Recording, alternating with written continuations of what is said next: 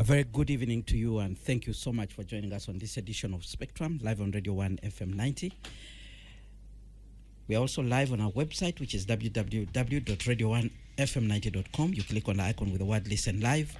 You can also find this radio station at the different radio listening apps, which you can obtain from the App Store of your smartphone. You download, look for Radio 1 FM 90, and as long as you have an internet connection, you should be able to listen to us from anywhere across the globe. We want you to be part of this discussion, so kindly share with us your thoughts, question or comment via the WhatsApp line 0703 090 090, and the guests will be responding to some of the issues that you will put across. Today we'll be looking at the legacy of Archbishop St. Janan Luwum. What are the lessons for today? Well, today we commemorated the Janan Luwum Day, which is a public holiday observed annually on the 16th of February, to commemorate the life and martyrdom of Archbishop Janan Luwum, the former Archbishop of the Church of Uganda. Now, the holiday was established in 2015, and since then we've been observing it. And today we marked the 49th anniversary of his killing. The event took place in Kitgum district, where President Yoweri Museveni was chief guest.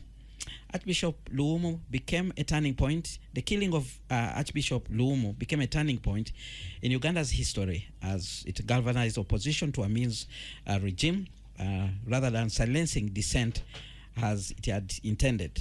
Now, the Amin regime maintained that Luwum, who was a strong critic, had been killed in an accident. In fact, today one of his sons posted on social media that Luwum had attempted to strangle the driver of the vehicle he was being driven in, leading to the accident. The late Archbishop Luwum is recognized as a hero and a saint, and his statue stands among other 20th century martyrs at the Great West Door of the Westminster Abbey in London. Now, while addressing the gathering in Kitgum, President Yoweri Museveni stressed that Amin's biggest problem was to impose himself in power and using repressive means, including killing those who opposed him.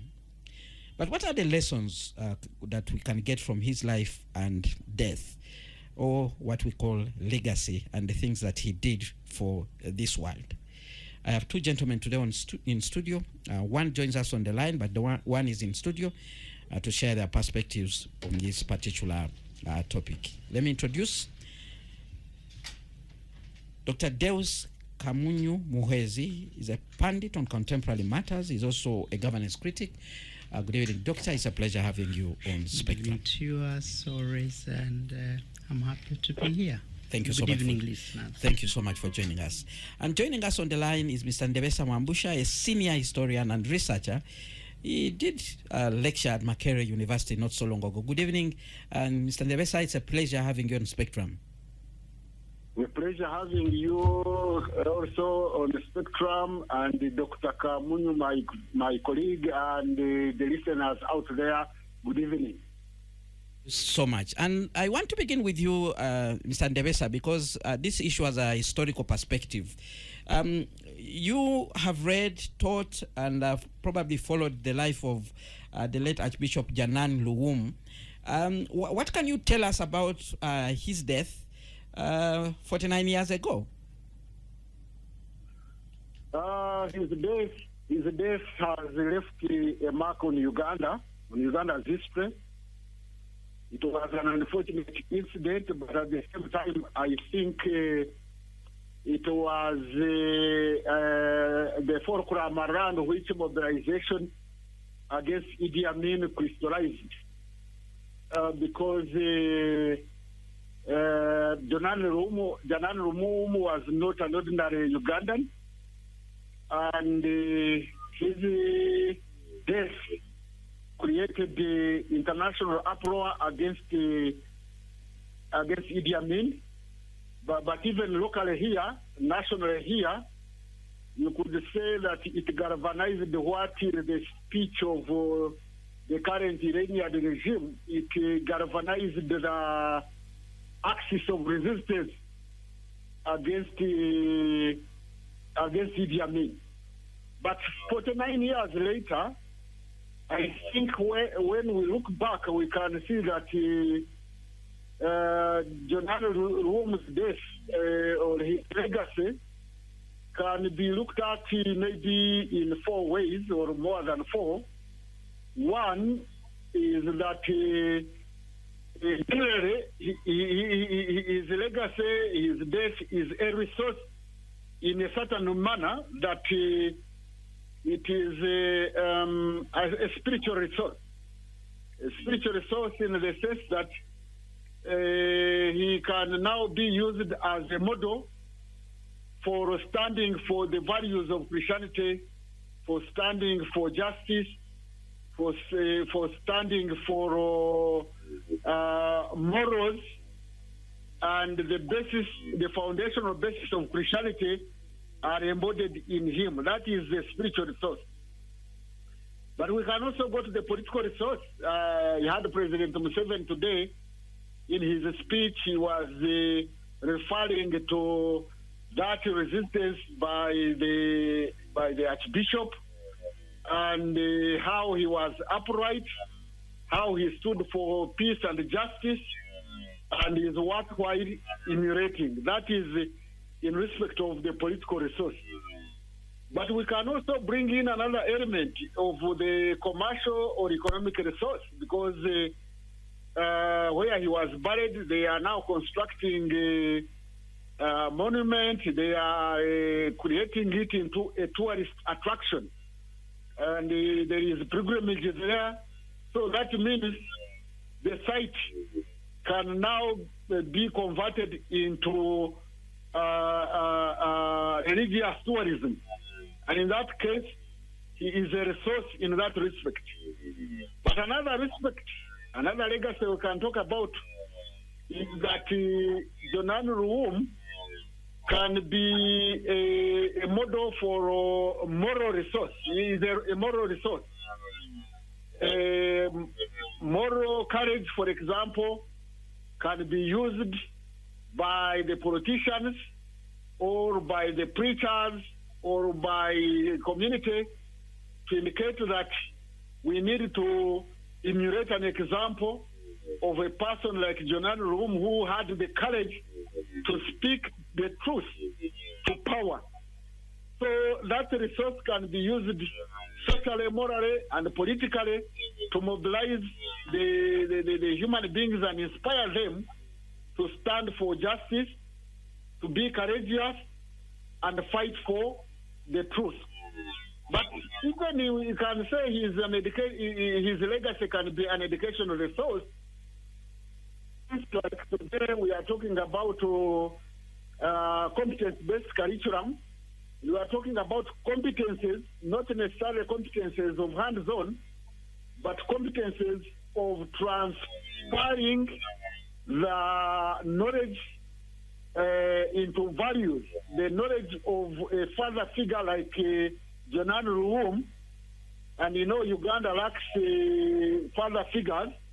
We do not have many national figures, but Luwum can pass for a national figure, and then the students can learn a lesson or two about a national figure who unites all Ugandans around the value of nationalism, around the value of national courage or political courage, around the value of uprightness and things like that. So in a way, Janan Luwum, we can remember him as a resource in many more respects than some of which I have mentioned above. Right, do hold the line there. I'll be getting back to you, but let's now hear from Dr. Kamunyu. Dr. Kamunyu, what's your recollection and what would you say about his legacy? What stands out for you when we look at the late Archbishop Janan Luwum? Good evening, listeners, once again. And on this particular issue of martyrdom, I have both a recollection and an understanding which stems from my own study, which I conducted between 2012 and 2015, I think, looking at the history of violence and impunity in this country, mainly post-independence violence, and even pre, that has shaped the history of a country in terms of branding and modeling the information that I got for the purpose of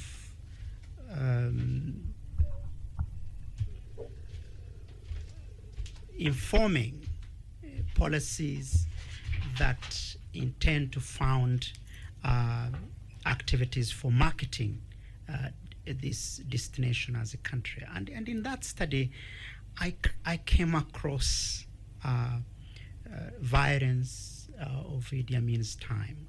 But if I can recall, I was a child.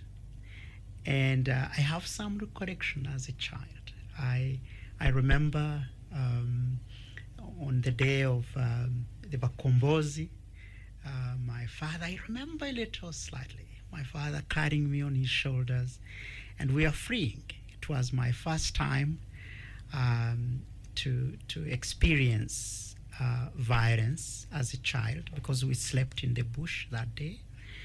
And it's true, I also experienced violence physically, and I remember, because the Bakombos came home, I recall a little bit, and I was hit by one soldier, I recall slightly.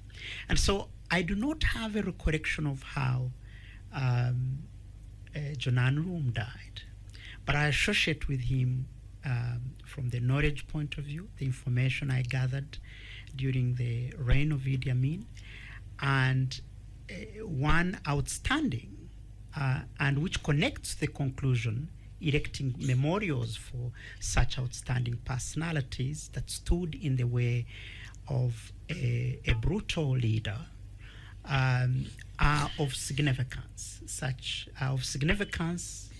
in my study, but also of significance to a nation in terms of what my brother, big brother, has just said, economic value, the memorials of such great men and what they mean economically in terms of tourism.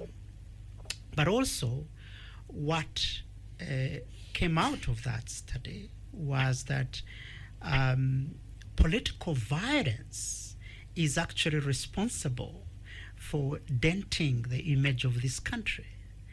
And my conclusion in a way was that politicians and those involved in governance should exercise high level of responsibility if we are to develop in terms of economics our tourism industry. And so I do not have sort of like a vivid collection of what happened like, then, what happened to Janan Luwum, the history around, but I have wide knowledge and understanding of how these memorials could impact a nation negatively or positively, and also in terms of our political and social development. All right, let's look at the reasons why he was killed. If you scan around the information that is available, you will hear the sitting government then announced that he had died in an accident. But widely, the literature that is around actually suggests that he was killed. When you look at that kind of contradiction, what does it tell you about the situation that Uganda was in at that particular time, but also cutting across maybe lessons that we can take from there as a country? Some sources of information seem to indicate that the political situation that was that time and the insecurity that was at that time could point to a possibility that a dangerous enemy of Idi Amin could also have been involved. I came across such information, such that you can weaken the government. There was such information point, but it's anecdote. These are anecdotes, but also there was, of course, there must have been. I mean, Idi Amin was a military leader, but I think he was also a politician. There was an attempt to deny, for government then, brutal government then, to deny responsibility. But whether denied or done by an enemy, or it is very clear that Janan Luwum, this great man, stood against a brutal regime, and he fought for justice, and he boldly stood in the way of the brutal acts of Idi Amin. And I also read or have come across information that he actually did not only talk about these things, but he also put them in writing, and he was attempting also diplomacy and renewal. So it contradictions to me are not the kind of contradictions I would be interested in disintegrating at this particular time is in history. But the fact that Idi Amin ran a brutal regime, and this is a gentleman, a man of God, who was against the brutal acts, was talking of justice, wanted space for every Ugandan at that time, and was also against the death, specifically the death that were taking place at that time, and accusing government of failing to avert the crisis then. And so his death, whether denied or not by Idi Amin regime then, was an unfortunate event in history to have taken place during Idi Amin's time. And so government then had to take responsibility. All right. Let's go to Mr. Ndebesa. And Mr. Ndebesa, I want to put the same question to you. The circumstances under which Janan died. You see some literature where, Dr. Deus here was suggesting that there were some powerful people opposed against Idi Amin who could have been involved. And when you read comments from one of Amin's son on social media, and he has been commenting about this issue for quite some time. He talks about how guns were at Namirembe and things like that. The possibility of the Archbishop Janan Luwum being a collaborator. But what can you tell us from the literature that you've come across and your understanding of the situation then?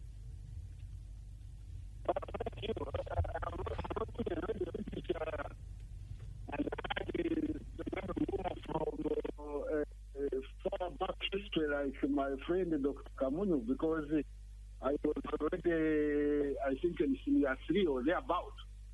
I was following what was going on. But to go back to your question and the issue that the son of Idi Amin is raising, what is wrong with resisting? Even if it is true that he was hiding some people, there is nothing wrong with that. There is even in religion what we call liberation theology. And liberation theology is even biblical, because even God had to use force when he wanted to liberate the Jews from Egypt. So what? Even if Janan Luwum was part of the axis of resistance, the issue is, was Idi Amin violating human rights? Was he violating the dignity of man? This brings me even to another question. Is Janan Luwum a religious or a political matter, or both?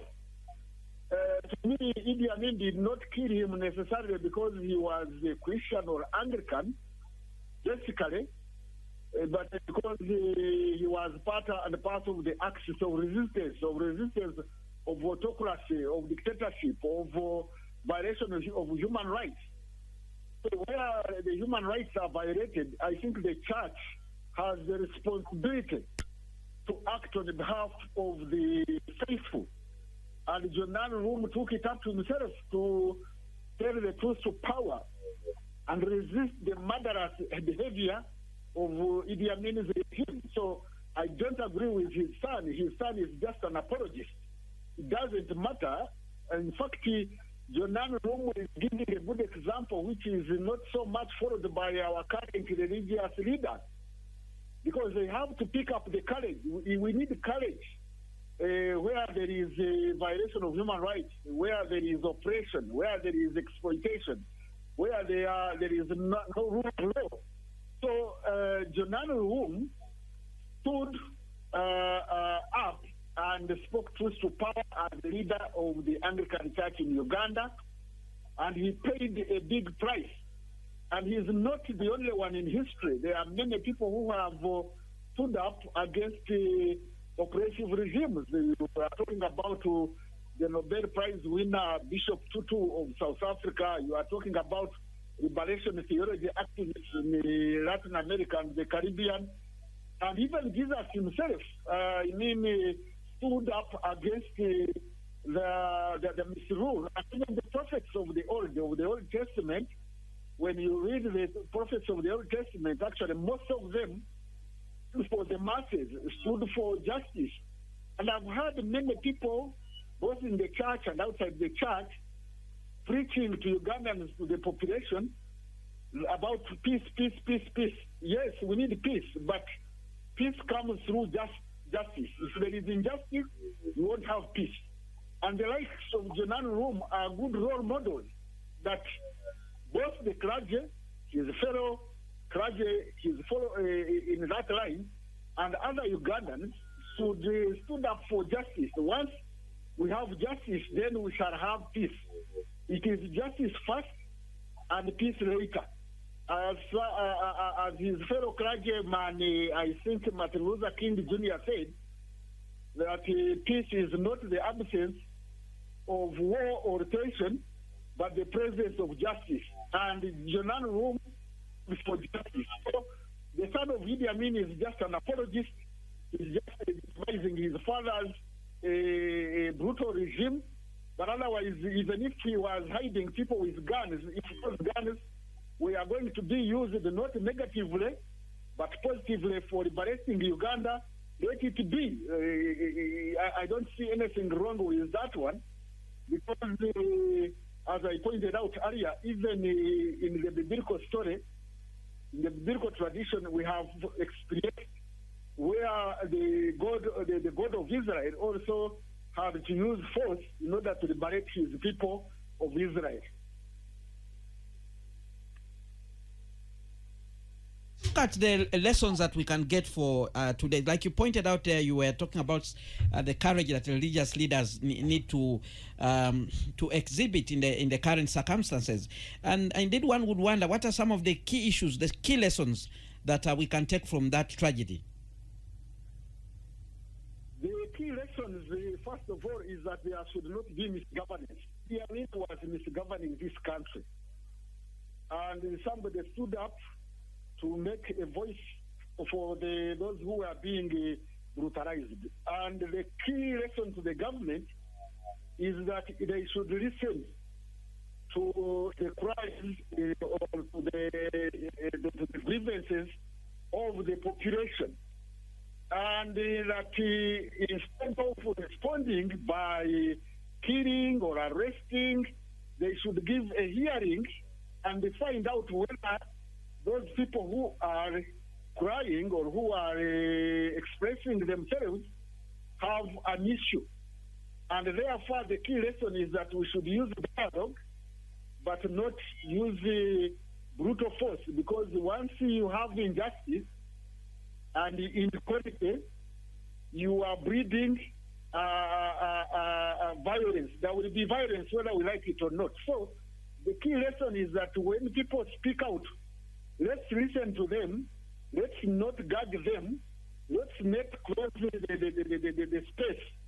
Let's listen to them. So Idi Amin did not want to listen, and he killed that prominent Ugandan in a prominent position, which actually turned against him. So there is a way, there is a sense in which the death of Luwum was like a sacrifice. And it has got that positive dimension. Of course, nobody wishes that anybody should have been killed, but the positive dimension is that it galvanized the resistance forces, the axis of resistance, because the resistance was not only in the church, there was resistance of the people who were in Tanzania, the Fronasas and the Chikoti Barums and all that. They were also resisting. There were those who were in Kenya, I think Save Uganda movement. The international community was also crying. The citizens here were also quietly crying.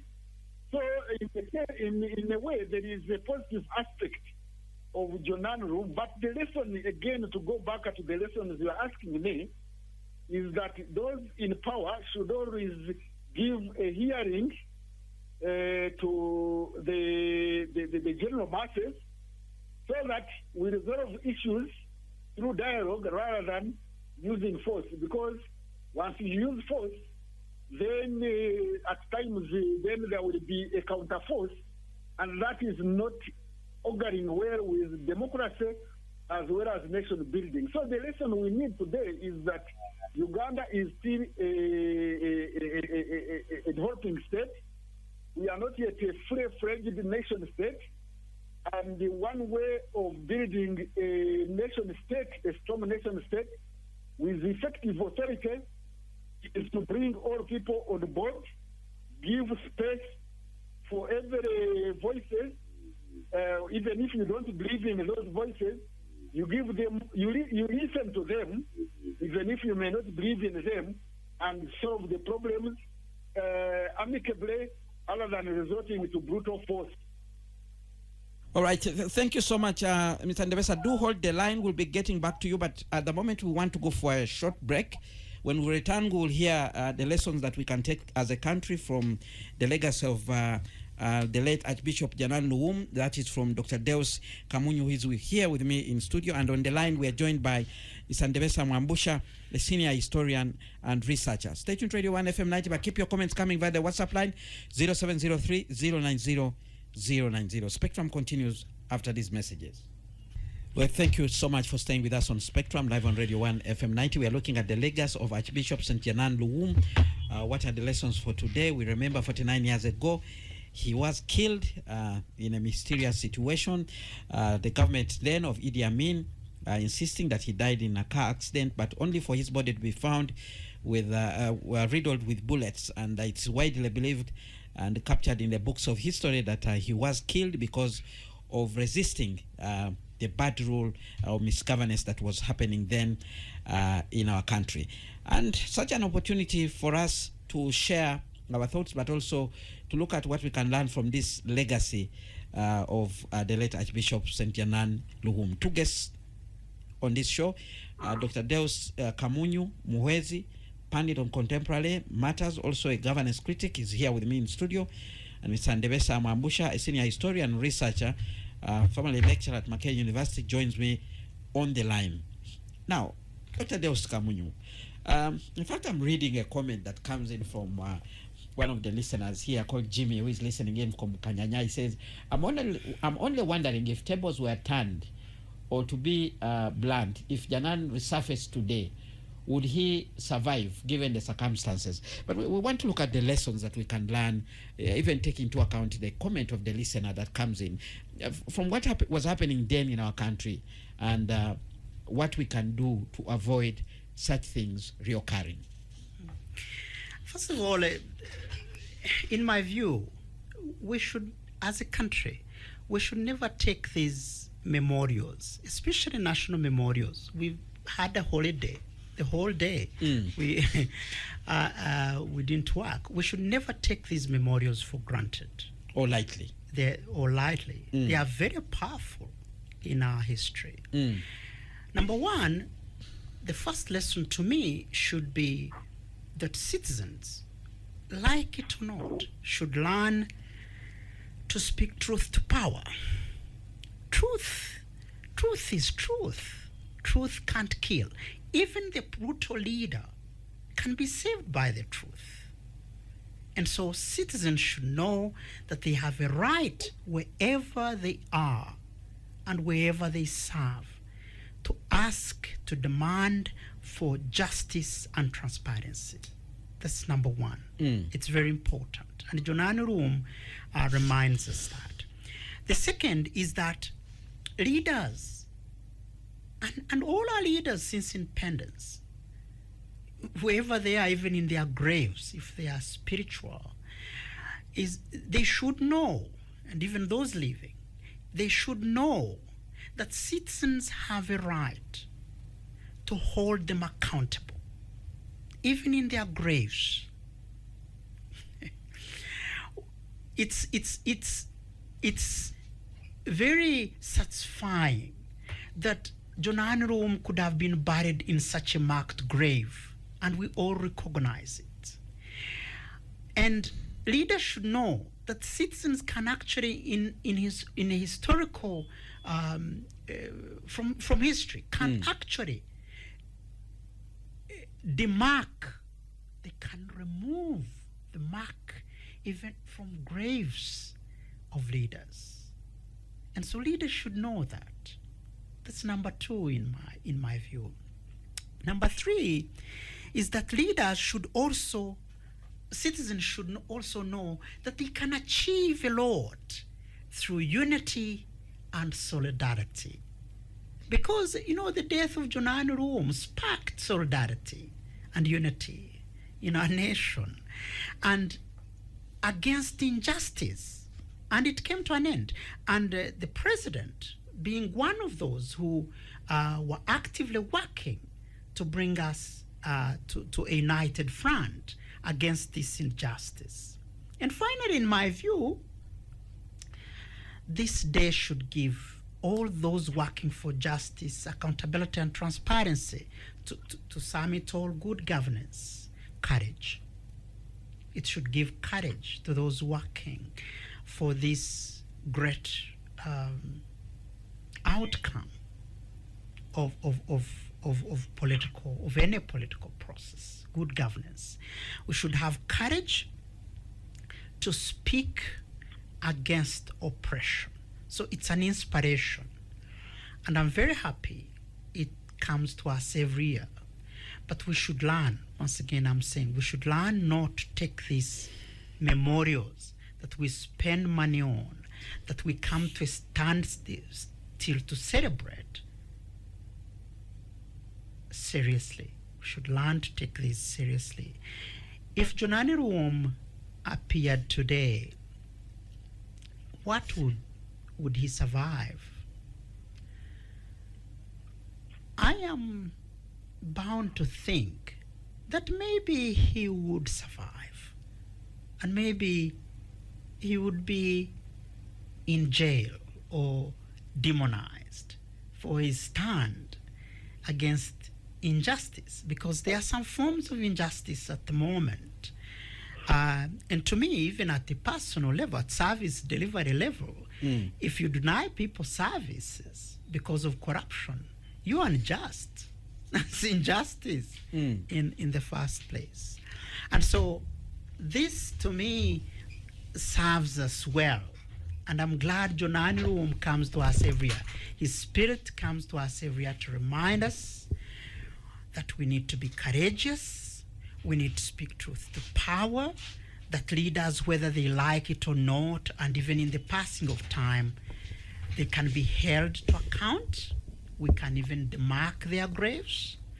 And finally, that citizens should learn to speak truth to power, because truth is good, even for those who are brutal. All right, let's now go to the feedback that is coming in from the listener. And we have Ham here writing and saying, my issue is only choosing a few people to glorify, forgetting others who also died resisting bad rules. Right from the 60s to date, yes, people are still dying resisting operation. That's Ham, who is listening in from Entebbe. Then we have a comment that comes in from Charles. Say, thanks for the program. Charles listening in from Wakiso Town Council. Is the situation of opening the boxes and dirty work is done, then the seals replace possible? That is what I can predict. I think is posting on another particular issue. Well, I've found your real post now, Charles, here. Thanks for the program. He says, Luwum was a human rights defender and a man of God as well.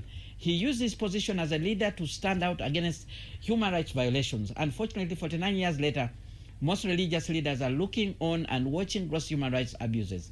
They are busy enjoying the handouts from the very people who are abducting and torturing Ugandans. We seem not to be benefiting from Luwum's legacy. That's a comment from Charles there. Mawa Jacob writes and says, good evening, Spectrum. If Janan Luwum is a hero, then Dr. Kiza Besigye is also a hero. He should be set free for speaking the truth. And it says, if Amin was a bad leader for the death of Luwum, then why does the good visionary leader of today keep the same people opposing him in jail? To me, Amin, well, the last part of the comment, that is Opio John listening in from Soroti with that particular comment. And then we have another comment coming in from Kaija Peter Akiki, who is listening in from Masindi. Singuzi listening in from Masindi says, the guest in studio, Mr. Kamunyu, is beating about the bush, and I'm disappointed with his ambiguity. Abuse of human rights is here today in Uganda. Ask Babi Chagulanyi. I wish Dr. on phone was in studio. Come on, this is Spectrum. That is Musinguzi listening in from Masindi. Then we have another comment, and if possible, okay, this is another comment for another program. We have another comment here from another listener here who says, what advice would the guests give to avoid what we saw happening during that particular time? Should we, for instance, avoid elections? I don't know why this person thinks elections should be avoided. That's a comment that comes in from Julius, who is listening in from Masaka. Thank you very much, Julius, for tuning in. Well, those are some of the comments are coming in, but let's very quickly respond to some of those and see if we can get more. Dr. Kamunyu, I want to begin with you, and then I'll go to the line. I'm beating about the bush. I am actually not. I'm only saying that this day should give us courage to face oppression, and it inspires. This is number one. Number two is that leaders should know, and I hope he is a leader, that they are going to be held accountable and in the passing of time. It also means that we should embrace unity and solidarity, because this day talks to us about that.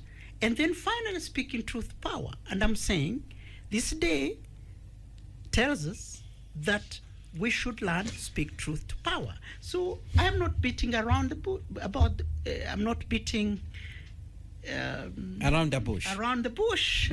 I'm only saying that I have an opportunity to dismantle this this day, to encourage you about it. Of course, it's in history. The other one, what advice would we give to citizens to avoid this happening? The biggest advice is to leaders. They must listen to citizens. They must ensure that we develop socially, economically, and politically. What leaders tend to avoid is our political growth. And our political growth would mean that we open space for people to disagree and agree and vote their leaders that they want. And this is very important. So it's not okay for leaders to push for social and economic development and forget our political development. It's very important, such that we enjoy the space, and we also, for once, get to know that leaders can change without violence, that you can talk to a leader and not risk being jailed, that you can talk about a public servant and you don't risk reprisal. This is what was happening then, if I correct. And so advice to leaders is listen, open political spaces for people also to develop politically.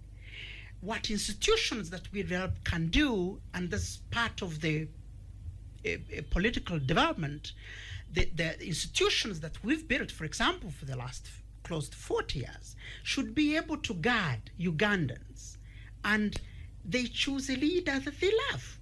They don't have to be threatened. They don't have to be bullied.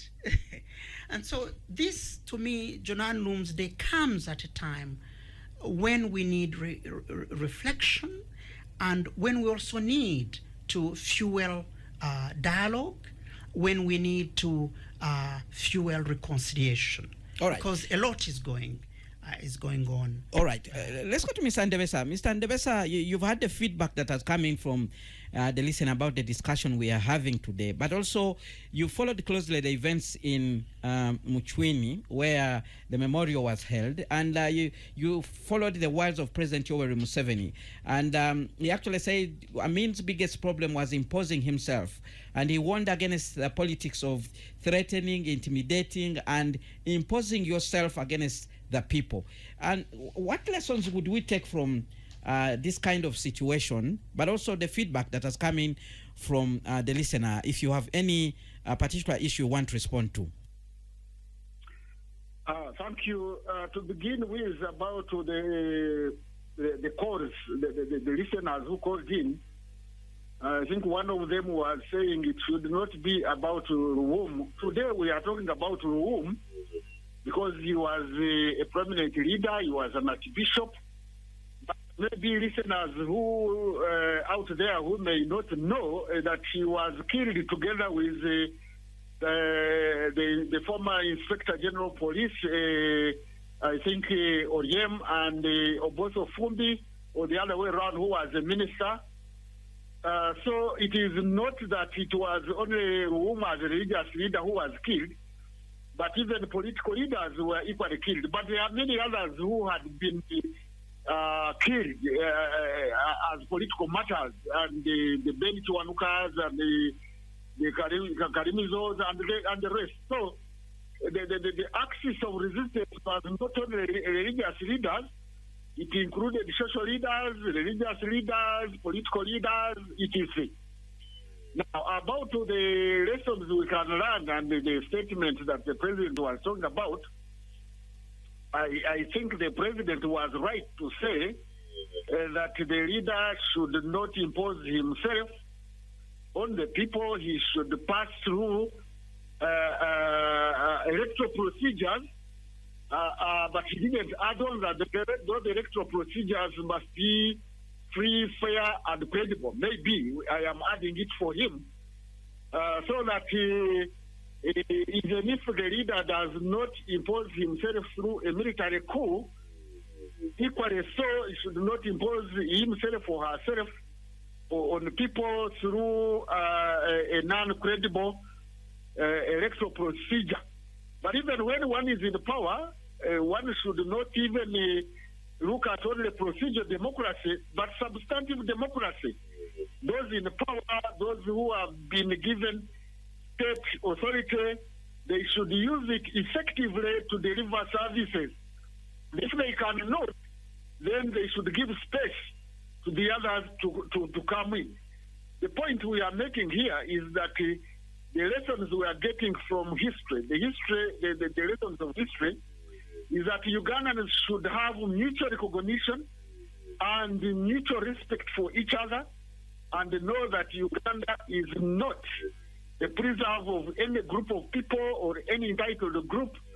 It is for us, and we should listen to each other in order to build a nation. Because if we don't do that, and we don't practice justice, and we practice, like I have seen times the police practicing selective application of justice, it disturbs people, and that is unfortunate. But lastly, let me comment on the religious leaders. The religious leaders, especially the Christian leaders who believe in the Bible, I want to remind them that they should walk in the prophetic ministry. If you read the Bible about the prophets like Amos, Prophet Jeremiah, and the others, they were all castigating the princes and all those in power. They actually spoke truth to power. They sacrificed, and most of them were actually not liked, because by those in authority, because we tried to correct those who were in power. And therefore, we think that the religious leaders should come out and speak to the truth to power, give moral guidance to the citizens, give moral guidance to those in power, and to use even a tradition, a tradition. If you are a leader and you don't speak out, then the society and the nation will go wrong. So anyway, the lesson we are getting from Luwum is that we should be able to amicably, through mutual recognition and mutual respect, talk to each other and have good governance that is transparent, that is accountable, that is open-ended, and without any form of pretense that we are doing this and then we believe in this, but then we do the opposite, so that we take this country forward and have a strong state with effective authority to deliver goods and services to the population. To hold the line there, we have another comment coming in from Muzei Michael, who writes in and says, "Hello Spectrum, I appreciate the idea of speaking truth to power and that citizens have the right to hold the government in power to account and to ask hard questions. I do submit that there is a lot of injustice in this country, and unfortunately, anyone who speaks against this injustice is seen as an enemy of the state. I only wonder if our top leaders get feedback from such talk shows, and if they do, one wonders why they never change." Well, Dr. Kamunyu, would you like to respond to some of the things that your colleague has actually put across?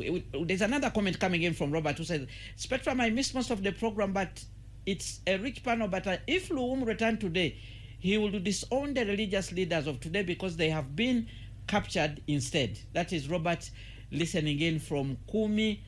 We also have another comment coming in from Jacob, who writes in and says, "Good evening. He says, gentlemen, we have lost many citizens since 1986 up to date.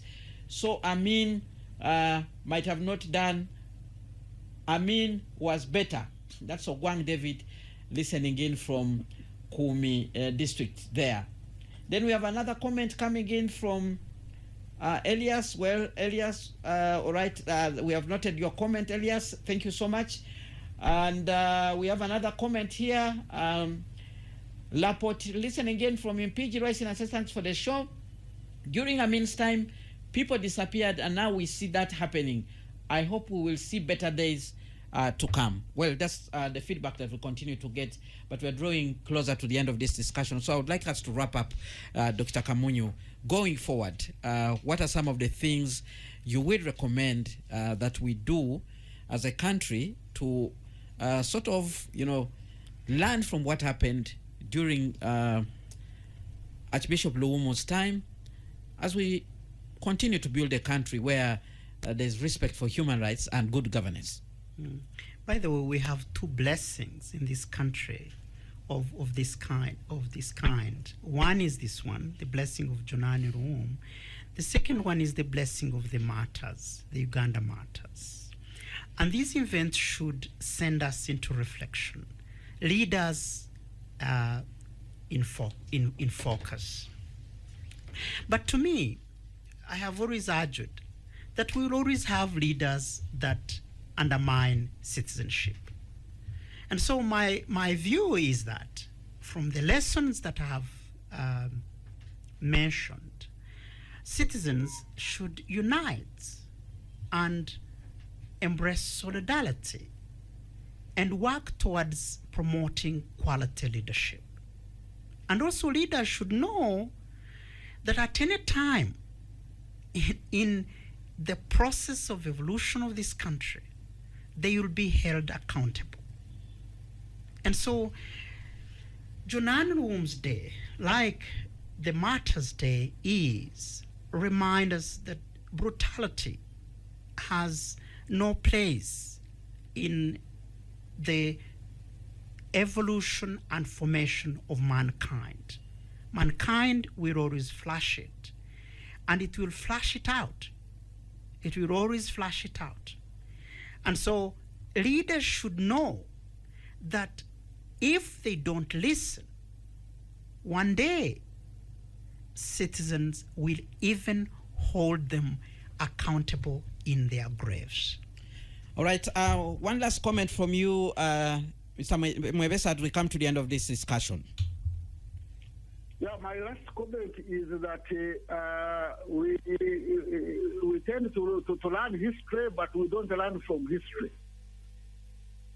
Because there was no mutual recognition and mutual respect for human dignity, and there was brutality in the past. When you look at the behavior of our soldiers on the streets these days, they are equally brutalizing the citizens, and they are not learning a lesson. So we need to learn a lesson and respect human dignity, like the prophets of the old called upon the leaders of that time. Respect human dignity, because if you believe in the God of Israel, in the God of Christianity, they were calling upon the leaders and the population and the princes to respect human dignity. Now, if you don't respect human dignity, definitely there won't be peace. And I have to end again and repeat myself, as Martin Luther King said, and I think for Paul the Sixth or the Fifth, peace is not the absence of war or conflict or tension. Peace is the presence of justice. All right. And I would add equality. So if there is no justice, there won't be peace. However much you proselytize and talk about peace, there be peace. There will not be peace unless and until there is respect for human dignity. All right. Mutual respect, mutual recognition, and justice. All right. Thank you. Thank you so much. And I want to thank Ndebesa, historian there, for holding the line and talking to us. And I want to thank you, Dr. Kamunyu, for sparing time to come here in studio to discuss this issue. May we continue to learn from the legacy of the late Archbishop Janan Luwum as we build the country going forward. Stay tuned to Radio 1 FM 90, because the news in English with Miss Josephine Dagano is up next. Thereafter, BB will be doing the Soul Train and continuing with our quality programming.